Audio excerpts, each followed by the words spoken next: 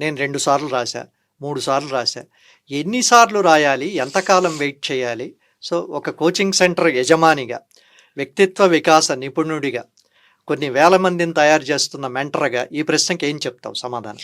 మామూలుగా ఏ స్టూడెంట్ అయినా కానీ ఇంకా ఇక నేను ఒక అటెంప్ట్ ఇస్తారు, 2 అటెంప్ట్ ఇస్తారు, 3 అటెంప్ట్‌కి వచ్చేసరికి పునరాలోచించుకోవాలి, రీథింక్ చేసుకోవాలి. Am I suitable or not అన్నది. దానికి నేనిది ఏమంటానంటే there is no hard and fast rule. 3 తర్వాత ఆపేయి లేదు. కొంతమంది 6, 7 సార్లు రాసి ఐఏఎస్లు అయిన వాళ్ళు ఉన్నారు. కొంతమంది ఫస్ట్ అటెంప్ట్ అని ఐఏఎస్ అయిన వాళ్ళు ఉన్నారు. కాబట్టి తెలియదు. దానికి ఉన్న ఒకే ఒక్క మెథడాలజీ ఏంటంటే నువ్వు ఎవరో నమ్మిన ఒక మెంటార్ను, గురువును, కోచ్ను కలు. ఓకే. నిజాయితీగా ఆయన్ని చెప్పమను, నిర్భయంగా నువ్వు విను. నా దగ్గరికి ఎవరైనా స్టూడెంట్ వస్తే ఐఏఎస్ అవుతారో లేదో కొంతవరకు చెప్పేస్తాను నేను. దానికి ఏం మంత్రశక్తులు కాదు, అబ్రకదబ్రాలు కాదు.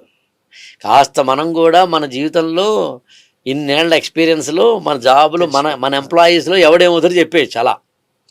సో ఎండ్ పాయింట్ స్టూడెంట్స్కి ఈ జాబ్ రాకపోయినా నేను బతకగలననే ఒక నమ్మకం. బాగా చదివితే నేను నమ్మే సిద్ధాంతం ఏంటంటే బాగా చదివితే ఐఏఎస్ అవుతావు. ఒకవేళ ఐఏఎస్ అవ్వకపోతే ఆ సబ్జెక్ట్ నాలెడ్జ్ తోటి ఏదోటి అవ్వచ్చు.